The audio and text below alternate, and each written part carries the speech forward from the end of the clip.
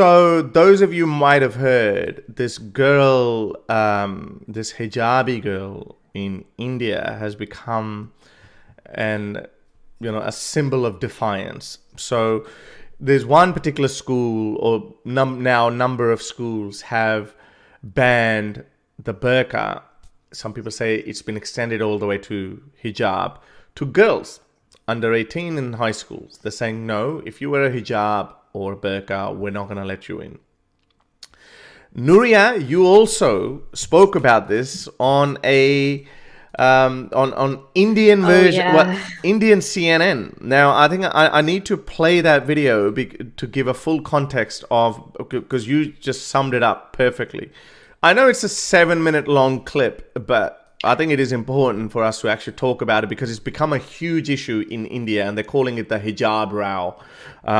The people protesting. There's been a little bit of violence.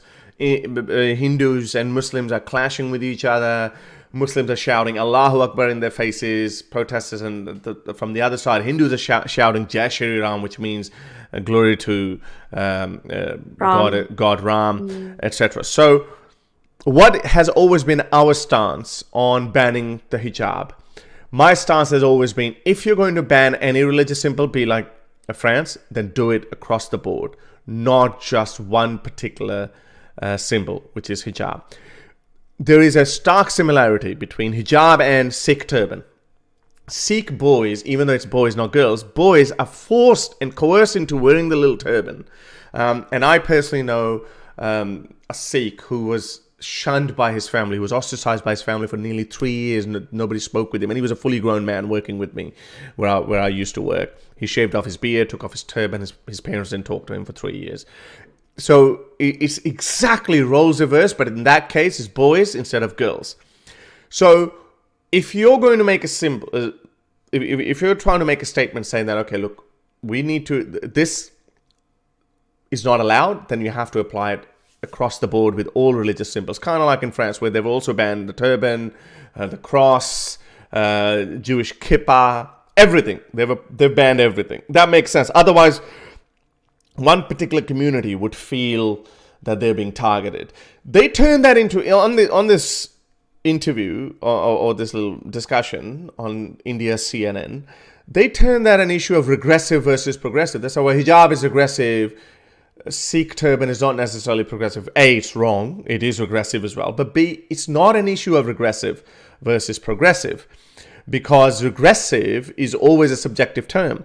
For a Westerner, you wearing a bindi, Hindu girls, women wearing a bindi, or putting a Mangal Sutra, which is for the long life of, not Mangal Sutra, but some girls wear flowers, which is for the long life of their husbands. They fast for the long life of their husband. Again, that's fine. But subjectively speaking, for a Westerner, that would be regressive. So it's never about regressive versus progressive. It's about being uniform across the board and saying, well, religion is a private matter. I don't like the hijab, but I also don't like turban, but I also don't like kids wearing a cross. Or yes, it's not as bad as a hijab, but so just to be fair, we're going to ban it across the board. However, what I realized that these people were not actually giving us the full picture. Why? Because they were Hindu radicals themselves who are jumping up and down the most. Because they're happy that but they don't want to ban. They don't want to have their religious symbols banned. But in actuality, their religious symbols were also already banned. So in that case, we have no leg to stand on to criticize that, because a Hindu girl can't wear her religious symbols either in those schools. So in that case, it's all right. But the media hyped it up, and they hid that fact that the radical Hindu, pro-radical Hindu or anti-hijab crowd or media, they hyped it up and they said, no, hijab is aggressive, we're not going to buy it. So anyway, so let's have a look at this video. I think it's very important. And there was a bigot sitting there as well, called by the name of Amna Sardar, and I'm going to mention another bigot as well. But well done, Nuria. Let's have a look. Nuria presented a case very fairly. Let's have a listen. So let's start with the ladies, and I'm going to ask Nuria Khan and Amina Sardar to lead this. largely, and then followed by Rashmi Sawant, before we go to the opposition in terms of those who are saying From London. hijab and those who are saying no, this is not what Not just London, like normal media. institutions like educational Okay, I know the volume is a bit low, but secular, non-discriminatory. Nuria Khan, where do you stand? There are women, girls standing today saying this is my personal faith, it's my fundamental right, and it's my personal choice. That means the state or the school cannot tell me whether I can wear it or not. Who are you to tell me not to wear it? Yeah, first of all, thank you so much for having me. It's great to be here. And yeah, I mean, as you were saying, I completely agree in the sense that, you can't get away from the fact that personally I stand against hijab because of just the place of patriarchy that it stems from and how oppressive it is in nature and the hypersexualizing of children and things like that. And that's why I speak against Islam and, the root causes of hijab and how it's been enshrined in that Islamic dogma. So we look at Muslim countries around the world and there's so many Muslim women protesting. They have White Wednesday protests in Iran, in Afghanistan, you get beaten, you get jailed.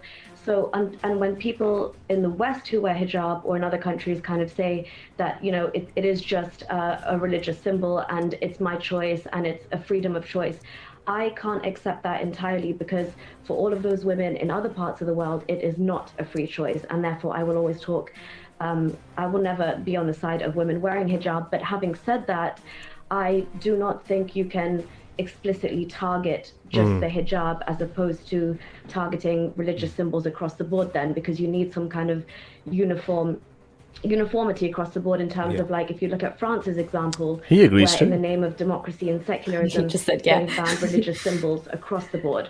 But if you are singling out one specific religious symbol, especially in a country like India, where there's so much diversity and plurality as well within society, there's some nuances within that. For example, you mentioned that these girls refuse to sit exams, and while some of that might be their own personal choice because they're putting their religion and their ability and their right to wear this religious symbol above their education, in some cases these girls will actually be denied entry back into their school by their own families. If your father or your brother thinks it's so tantamount for you to wear hijab, they would actually keep you at home as opposed to send you to school. And that's where I think it gets very problematic. If we want education and these girls and women's education, which is one of my top priorities, to be consistent, and we want the institutions representing them to also be consistent in their mission of, a fair education to everybody, then there are implications of targeting the hijab and singling it out. But also the worrying trend in India at the moment is the reaction that we're seeing to this, which is causing extreme polarization. So I think that's really, really adding fuel to the fire. No, frankly, Nuria, I'll be very candid here. To wave, saffron shawls or wear saffron turbans and strut about saying, if you're going to cover your head, I'm going to cover mine too. And then, is not the way perhaps somewhere to deal with it, because then the entire issue becomes different. It then becomes hijab versus Hindutva or Hindu or other religion. It becomes a religious binary. Actually, it should be what is regressive and what is progressive. No. Oh, there we go. That's where we stand on that. So the political aspect of it is another part. But what's happening on ground is that there are those people who are now telling women that unless you cover your head, you should not go to school. There are people who believe in this ecosystem, who believe that women must cover themselves up totally. And this is very Salafi vibe. It's not a very Indian way of doing things. There are 90 plus Muslim students and girls in that college. Only 6 of them stood their ground saying that we will cover our head. The rest of them never did. And even we are given to understand, the education minister of the state tells me that in the past these girls have come properly as per the uniform of the school without insisting on the headscarf. They have pictures and images of them participating in activities without any head cover or scarf. So suddenly this demand has come, is one position that's being saying. And why the adamance is another question. Your personal faith, your religion is not something that you're supposed to flaunt, strut about and say that I'm different than you in schools. That's another argument which steps forward. Amina Sardar, where do you stand? So you didn't get a chance to respond, but obviously now this is your platform. Oh, where did you go? This is your platform now, so you can obviously respond to it now. And I think, how do you respond to this argument of regressive versus progressive? I mean, he said, sorry, let me put another point as well. He said that, okay, well, the repercussions of that, girls are being told it's either the hijab or education, and we knew that would happen. And he indicated his fears of it becoming hijab versus Hindutva, etc. But that's ended up happening anyway when these saffron flags were being waved in their faces, when these Hindutva people were shouting Jai Shri Ram in their faces anyway. So that ended up happening anyway. So as far as him, but he's only seeing it from that point of view, regressive versus progressive. How do you respond to that? Yeah, well, I couldn't respond, as you said, in the moment. But when I thought about it, you're right, completely. Being regressive and progressive is subjective depending on which camp you're in, right? So that's nothing you can say is set in stone, and one way is a progressive way and one way is a regressive way, because whichever camp you belong to, you're gonna say different things are aggressive and different things are progressive. But also, I would just carry on and say that to condemn, like, the fact that there were like just one extremist group, for example, in this case, when I was also calling out the reaction with the saffron shawl thing, I didn't even go into much detail because it was such a fiery conversation. But like, for example, the saffron shawl thing, if I'm condemning one extremist group, I don't necessarily have to condone the other. So like, to condemn the Hindu far right, let's say, I also don't have to give Muslims or like Muslim rights a carte blanche to kind of justify their toxic beliefs, if that makes sense. Because in any case, and I know this was discussing a school that when I looked into it properly, it's like a pre-college. So I'm just comparing it to the Western system to make it easier for myself and people to understand. It is still at a pre-university level. So for all intents and purposes, you're basically like below 18, right? And my stance on hijab is it should be a fully fledged decision you make as an adult. And let's just go with the age of consent in the Western world, if that's an easier kind of like line to draw under the table. Let's say when you're 18 and if you want to wear the hijab and it's a choice, and that's completely up to you, and I'll stand by your choice till the cows come home, that's fine. But seeking privileges in the name of religious rights runs counter to the spirit of secularism and democracy, either way you look at it. And now just this whole entire situation, it seems like when I mentioned the word nuances, the political nuances as well that weren't fully uncovered in this conversation was that it does kind of, it's becoming clearer and clearer that it was a ruse to kind of stir up minority votes. And you're creating this atmosphere of fear, and you're creating more radicalized opinions on both sides of the equation by denying these girls entry. And then you see the saffron shawls coming into play. So the more the divide is, the more the political parties benefit. And what I was trying to say in this interview was that none of this is really taking or factoring in the effect and the consequences on women's education. And this whole ruse about the hijab row and the institution supplying a uniform code, it has nothing to do with women's education. No work really in India to such a high degree has been done on the lines of like quality education or making India safer for women. And that would all take a conscious effort where they're putting women's rights up there, or like, the fact that women have these opportunities. This was all about alienating people, and it was just to create this atmosphere of fear. But yeah, I wish now I had time to respond to that progressive argument, because it's not really that much of a... Sorry, my eardrums. That's fine. Yeah. So in the wake of this has happened. So this Muslim girl, she was shouting. These guys were shouting. This guy was actually a good guy. He saved her from there. But these Hindus were radical Hindus waving saffron flags, etc. They were shouting at her Jai Shri Ram, and she was like, Allahu Akbar, I will wear this. And her name is Muskan, and she's become an overnight sensation, and some international celebrities and sports stars have also come out in her support. But that's what is probably more damaging, that you don't get it. But none of these guys actually physically touched her or anything. Not that should have happened, or or we should give them a medal for not doing that. And obviously this is harassment and shouldn't have happened. But there are far more nuances from both sides that people have missed out on.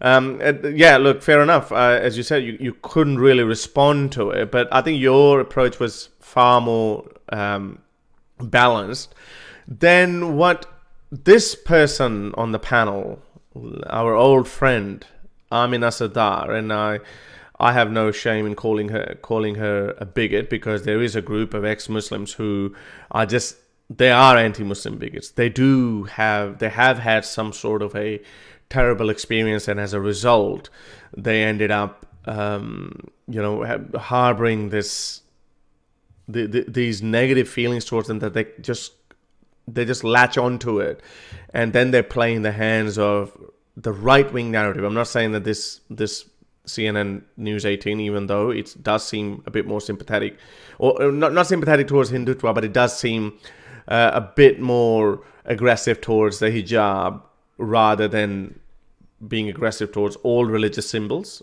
And I think our atheism does bring that balance in it by default, but these guys to some extent have a soft corner for their local religious symbols.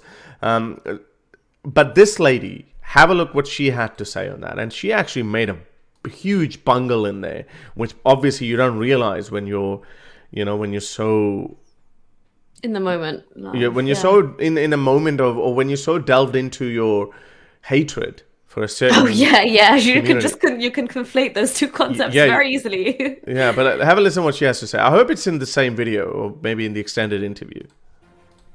Thank you for having me. But I am a little bit different. I would like to say that me personally, after I have studied the Quran, I don't see anywhere directly the demand of the scarf on head for ladies.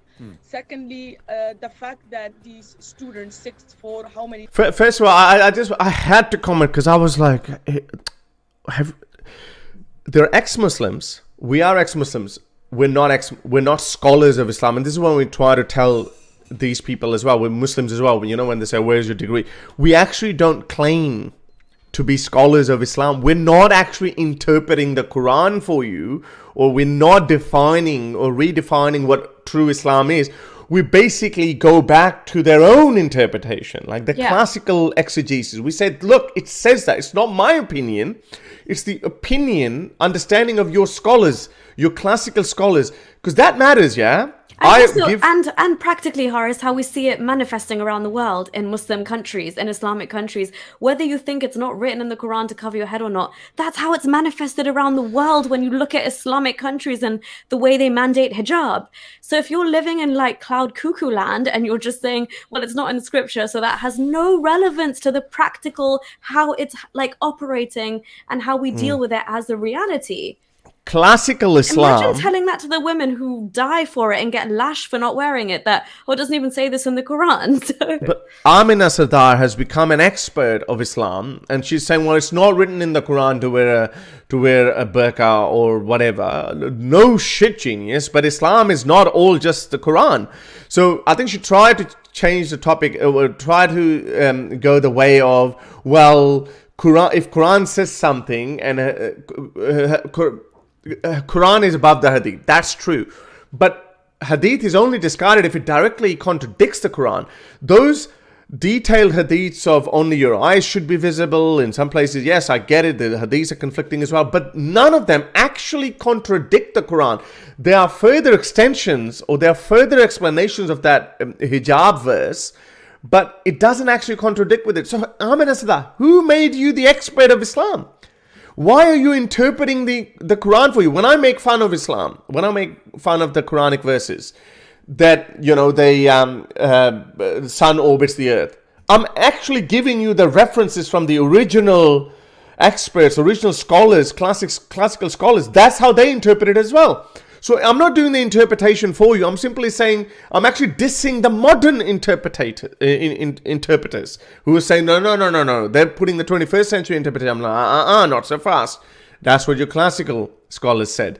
So we're not interpreting. We're not the experts of the Quran, of the Holy Scripture. But here she is. She's an expert, and she's saying, well, hijab is not even Islamic. They are. And you know why that is? Why all of a sudden she became soft on Islam? It's not. Because that's the Hindutva narrative. Because, or sophisticated Hindutva narrative, because they can't go anti-Islam. What they go anti-Muslim practices, like the hijab. No, and also I think it's very clever, because there's that bit in the constitution where if it's not a fundamental part of your religion, it shouldn't be worn. And I think that's the angle she's trying to play with, and say it's not fundamental, so just chuck it out. They shouldn't be fighting for their right to wear it, because that is the one thing guarded in the constitution that makes a loophole for you to wear religious symbols, as long as it's not disrupting public order and a couple of other things. There's like a little criteria. Yeah, because since when did ex-Muslims become soft on Islam and hard on Muslims? We are all about showing the ugly side of Islam. Why are you softening it up? Why? Because that's what that Indian media wants it. Because they can't go after Islam, because they have to put this front on. Look, we love all religions and blah, blah, blah. But there's certain elements that... Because now they want to demonize Muslims, saying that, hey, Muslims. That's why I'm anti this whole narrative of Hindutva. Because they're actually... soften the image of Islam and telling Muslims that you are wrong in interpreting your hardcore version of Islam. Islam in reality is much softer. That's what they try to say. And she's running with that. That they are demanding that they should wear the burqa, niqab or the hijab. It is very disrespectful. It is disrespectful because the rules and regulations of schools say it's completely different, but they are demanding something else. The problem here is that if they are given the permission to do so, the next thing is they will ask something else. It is very, very, we have seen it. I have seen it at least in my country. And I personally am against the fact that they want some special treatment. This is pure simple. If the school rules and regulations, the uniform says you do not wear scarf, then you do not wear scarf or burqa or niqab. Very simple. And if there is a problem, I have respect for ladies who wants to study and educate themselves. No problem. But if you want to wear hijab, you want to hide yourself, then you have to think about the other side, that you are among the boys, the gentlemen. Then you shouldn't even go to school if you are among these people. There are so many things one can consider. There are ladies in Iran who are struggling for the fact they don't want to wear a hijab. They are fighting for their right. There are women around the world who are crying they don't want to wear hijab. They don't want to wear burqa. They don't want to wear niqab. We know that. And then there are ladies who want to wear it, and they're very young. It is very wrong because it confines the others, in my point of view. So I am totally against the fact that they want this special treatment, because to be frank, if it was the other way around, if it was the non-believers and they wanted something special treatment or something to get away with for their rules and regulations, I don't think other way around. So I think that India has done already a lot. True. Thank you. Sucking up to this far-right Hindutva narrative is not going to win you any brownie points. How stupid and shallow are her points? She's saying, if that was the other way around, what does that have to do with the girls who want to wear the hijab? I mean, if that was the other way around, they would have done that. It's not about that. You're talking about individuals, you idiot, moron. Yeah. It's about the individuals. I'm not responsible for other people who look like me or who have some commonality with me. You can't throw that in my face that if that was the other brown Pakistanis or if that was the other brown ex-Muslims, they would have done that. I'm responsible for my own actions and I'm responsible for myself. Why are you telling me that if they had done that, then they would have done that? There's another blunder that she made. She actually said it was, I almost spat out my coffee, and I don't know how you kept a straight face. She said, her argument, this is how stupid she is, and her arguments are so misplaced. She said, India didn't ask you to come here. You came here, so respect Indian laws. Yeah. I'm like, what? Yeah, she said she came to India. As if they're not like born and bred Indians. They did not migrate to India for a better life. They were born there. She thought that there were Syrian refugees who have gone to Denmark. I think she confused them with them. The Indian Muslims have been living there for nearly 1,300 years or 1,200 years. Even then, it's irrelevant. The moment you are born there, that's it. The baggage of the previous generation doesn't count. Yeah. It just doesn't matter because they didn't make the choice. They can't be held responsible for their ancestors' faults, etc. That's why she's such a tunni. She's such a hardcore. She may as well just come out and say, look, and I think she would. These people are such suckers for YouTube views and clout. I get it. They are clout-seeking imposters. They're not, or they are just anti-Muslim bigots. They are bigots, basically. But from one bigot to another one, and I have no shame in calling her out. She's a bigot, she's a clown, and she believes in the same rhetoric. She panders to this Hindutva narrative, and that is Yasmin Mohammed. I'm going to have to call her out because she is a clown. I don't know whether you share my opinion on her or not, but I will say it because it is one of my platforms. Have a listen to this. Again, she's pandering to these people. You used a very interesting phrase. You said that this is about the secular West and its hypocrisy. How do the ideas of secularism and the hijab, or putting women in veil, you speak about the hijab. Just for clarity, I'm talking about veil in general, irrespective of who or what religion wears it. How does the idea of a secular state and women being veiled square? It doesn't. That's trying to put a square peg into a round hole. So, here in the West, we talk about women's freedom all the time. Women, to the point here in the West, they talk about free the nipple.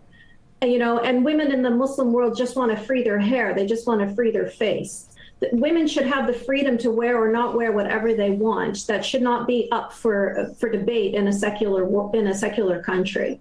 But the point here is that if they, just because people make choices, and in a secular country, we should allow people to make whatever choices they want to make, it doesn't preclude me from making a judgment about that choice.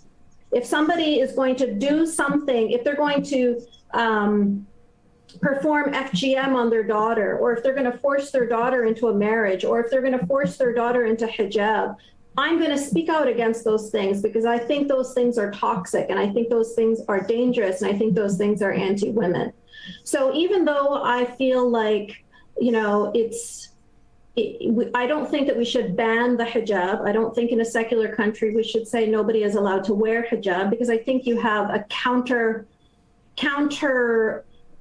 productive result. What could happen is people will start to want to wear it just to assert themselves, just to as in an act of defiance, to make it a part of their identity. Fair point. That's a fair point. I'm like, oh, okay, that's good on her. On an Indian platform, she's saying it how it is and how you said it, because, you're not just pandering to their narrative. But watch how her tone changes when the host pushes her. So I think that it's best to allow people to do what they want to do. Just thinking a lot. Socially, we have to speak out against things that are toxic. I agree with you, Yasmin. There's also an argument that says, so far, so good. I'm hurting no one. I'm wearing it. It's just a piece of clothing. Some women drape it on their shoulders. I'm putting it on my head. What is it to you? Why do you want to stop me from covering my face? It's not hurting anyone. Well, you see that this is the double standard, though, because when I was living in Qatar, I wasn't allowed to make the choices about what clothing I wanted to wear. That's where the damage, the personal experience and an emotional problem comes in. See how Amna Sardar said that, if the roles were reversed, if the shoe was in the other foot, then they wouldn't have done that, because these guys have had their personal trauma. That's where it gets problematic. Now she's relating to her negative experience with Qatar. These girls are not responsible for what happened to them, what happened to you in Qatar, right? They got nothing to do with that. They're totally oblivious of that. Yes, call it ignorance or whatever. It's got nothing to do with that. Imagine someone walks up to you and punches you in the face Because they say, well, when I was in Iran, in your home country, someone punched me in the face, so I'm going to do that to you. You'd be like, whoa! Why are you punishing me because I share my nationality with them? I'm totally opposite to their worldview. So it's got nothing to do with that. But anyway, listen to the rest of the point. Yeah, I want to see what she says beyond this, yeah. I wasn't allowed to make the choices about drinking water during Ramadan. I wasn't even allowed to drink water in the desert.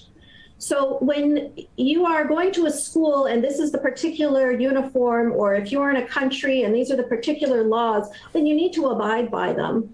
And what ends up happening quite often is that double standard with, and again, this is only the Islamists, these are only the extremist fundamentalist Muslims. They will push and push and push to, spread the word of Islam, because that's the ideology, that's what they're meant to do. And so there isn't this feeling of, when in Rome. So when I was living in Qatar, I had to follow their way, or I would be kicked out. There was no option. And so Muslims, in Qatar, they understand that idea of following rules and abiding by laws. But when they go into other countries, they forget. They think that they somehow have this supremacist idea that people must follow their rules and people must abide by their laws. But when they are in other people's countries, they don't have to follow the rules and they don't have to abide by the laws. Totally irrelevant. Again, these Muslims didn't go to India. They've been born and raised for 1,200 years there. These Muslims are not actually saying that you should wear the hijab. They're saying we're going to wear the hijab. As much as we are against the hijab, but these equivalences are false. They're just not marrying the two. This is why the better sane option is ban all religious symbols. But this is where they step short. That's where the hypocrisy comes in. So, at the end of the day, if that's the uniform for the school, then if you're happy with the uniform of the school, then by all means attend the school. If you're not happy with the uniform of it, then there are many other schools to choose from. Very valid point you made, that it should not be thrust on anyone, but at no level should there be a glorification of what is, yes, if not repressive, then definitely regressive. So for everyone watching, all the young girls in school who want to make that choice, Yasmin, what has... So she basically... the regressive word, it looks like that was a key word going around the news channels. She again, and this is from my personal experience of Yasmin. She panders to the Hindutva crowd. Like you said that there are nuances and across the board religious symbols should be banned. That was the golden opportunity for her to say that, but she didn't, because she didn't want to offend the Hindutva crowd. She simply said, if that's the code, then it's the code. And she related it with her own experience, which you are condemning, that Qatar is wrong in forcing their rules on you. So, but here, you're saying just be as bad as them and just force your rules. Yeah, I have a different take on that. Yeah, when she said you can go to any other school, right, if you don't like the uniform's rules. No, but that's a slippery slope, because that's, if it becomes a norm, it's going to be applied everywhere. You're going to run out of schools, and then what? Again, it makes more sense to Muslims when you tell them that, hey, sorry, no special treatment for you. It's the same for everyone. But if a Muslim girl is forced to take off her hijab, but she can see a Hindu girl wearing flowers in her hair, or a Christian girl is wearing a cross, then she's going to feel left out. She's going to feel targeted. That's a moment of resentment. But if she's told, sorry, no one is allowed to wear those religious symbols, then it's like, okay, they can come around. That's a basic secularist position to take. Exactly. You're not a party. It's so simple. Like, you just don't favor anyone. It should be one rule for all and equal. That's it. But to come to it, I actually realized that, that was always the case. But these Hindutva crowd was not telling us. Actually, all religious symbols have actually been banned. Listen to this girl. Now, this girl made a far better point than any of these so-called experts. Have a listen to this one. ಅವ್ರು ಹೇಳ್ತಾ ಇದಾರಲ್ವಾ, ಇವಾಗ ನಾವು ಹಿಜಾಬ್ ಹಾಕೋ ಬರ್ತೀವಿ, ನಮ್ಗೆ ಹುಡುಗರು ನೋಡೋದು ಸರಿ ಇರಲ್ಲ. ಯಾರು ಸರಿ ಇರಲ್ಲ? ನಾವೆಲ್ಲ ಹುಡುಗಿರಲ್ವಾ? ನಮ್ಗೇನು ಪ್ರೊಟೆಕ್ಷನ್ ಬೇಡವಾ? ನಮ್ಗೇನು ಪ್ರೊಟೆಕ್ಷನ್ ಇಲ್ವಾ? ಹಂಗಾರೆ ನಾವು ಹುಡುಗಿರಂತ ಯಾಕೆ? ಯೂನಿಫಾರ್ಮ್ ಅನ್ನೋದು ಯಾಕೆ ಮಾಡಬೇಕಾಗಿತ್ತು? ಎಲ್ಲರೂ ಒಂದೇ ಅಂತ ತಾನೇ ಯೂನಿಫಾರ್ಮ್ ಕೊಟ್ಟಿದ್ದು. ಅವ್ರು ಹಿಜಾಬ್ ಹಾಕೋ ಬರೋದಾದ್ರೆ ನಾವು ಸೀರೆ ಉಡ್ಕೊಂಡು. That's the point she made. She said, if they wear hijab, we will wear sari, apply kumkuma, which is the material that they use for tilak and everything, and wear flowers too. In South India, they wear flowers for the long life, even for the future husband, even when they're not married. But they're not allowed to wear them. They are all considered religious symbols. They're not. So that is a fair point. That because then this tug of war will start between all the religions trying to wear their whatever symbols or emblems they want to. That's what you're seeing with the saffron shawls coming out. Exactly. So then that becomes immediately it becomes a Hindu versus Christian versus Buddhist versus Muslims. That's what the state wants to avoid. So this girl made a very good point. ಹಣೆ ಹಿಡ್ಕೊ ಬರ್ತೀವಿ, ಹೂ ಮಾಡ್ಕೊಂಡು ಬರ್ತೀವಿ. ಕೊಡೋದಾದ್ರೆ ಎಲ್ರಿಗೂ ಸಮಾನ ತೀರ್ಪೆ ಕೊಡ್ಬೇಕು. ಅವ್ರಿಗೊಂದು ಇವ್ರಿಗೊಂದು ಮಾಡೋದಾದ್ರೆ ನಾವು ಹೆಂಗೆ ಮುಂದೆ ಏನ್ ಮಾಡ್ಬೇಕಂತ ನಮಗೆ ಗೊತ್ತಿದೆ, ನಾವು ಅದನ್ನೇ ಮಾಡೋದು. ನಮ್ ಬೇಡಿಕೆ ಏನಂದ್ರೆ ಸಮಾನ ತೀರ್ಪು ಕೊಡ್ಬೇಕು. ಅವ್ರಿಗೆ ಹಿಜಾಬ್ ಹಾಕೋ ಬರ್ಲಿ, ನಾವು ಬೇಡ ಅಂತ ಹೇಳ್ತಾ ಇಲ್ಲ. ಕಾಲೇಜ್ ಕ್ಯಾಂಪಸ್ ಕ್ಲಾಸ್ ಒಳಗಡೆ ಅದು ಹಾಕೋ ಬರಂಗಿಲ್ಲ. ನಾವು ಸಮಾನತೆ ಆಗಿರ್ತೀವಿ. ನಾವು ಅವ್ರು ಮುಸ್ಲಿಮು, ನಾವು ಹಿಂದೂ, ನಾವು ಅವ್ರು ಮಾತಾಡ್ಸ್ಬಾರ್ದು. ನಾವು ಅನ್ಟಚಬಿಲಿಟಿ ತರ ಏನಾದ್ರು ನೋಡ್ತಾ ಇದೀವಿ, ಅವ್ರನ್ನ ಇಲ್ಲ ಅಲ್ವಾ, ಒಂದೇ ಫ್ರೆಂಡ್ಸ್ ತರನೇ ಮಾತಾಡ್ತಾ ಇದೀವಿ ಅಂದ್ಮೇಲೆ ಅವ್ರು ಯಾಕೆ ಹಿಜಾಬ್ ನಮ್ದು ಅದು ಇದು ಬೇರೆ ಅಂತ ಯಾಕೆ ಮಾತಾಡಬೇಕು? Anyway, so that makes a good point, that if you apply it uniformly across the board, then again these people will become more radical in their own religion. So but Amina Sardar, who said that these people came to us or came to India, no sorry Amina, I think you confused India with Denmark or Sweden or these Western countries. That's the level of your intellect. And the other thing is, your personal experiences unfortunately don't matter here. You have to look at it emotionless. You have to suck out emotion. And same with Yasmin as well. She could have simply said that across the board. Initially she started off all right, but I think she felt the need to appease the Hindutva narrative or the far right-wing Hindu narrative. She had to say that, well, sorry, just shrug off your shoulders and say, well, if that's the uniform code, then it is, so be it. No, you can protest. If you feel that it's unfair, I would have protested with these Muslim girls. If it was only their religion, despite the fact that I don't like hijab, I would have protested with that Muskan girl, because I would have been like, sorry, you're targeting one particular community. You're not. You have to be equal across the board. But as it turned out, it is actually equal across the board. So now I am with the schools for saying, okay, no religious symbols allowed, except for the Sikh turban in boys' school. But I think that's probably, you can understand and you can give them a free pass for pragmatic reasons, that you can't fight the two monsters at the same time. So that's probably the reason. Anyway. Yeah, I think there were concessions made for the turban, right? Like since the British Raj, but I don't know, I'm not well versed on that. If you like these videos and want to support me in my activism, then you can support me on Patreon or PayPal. Stay free, everyone.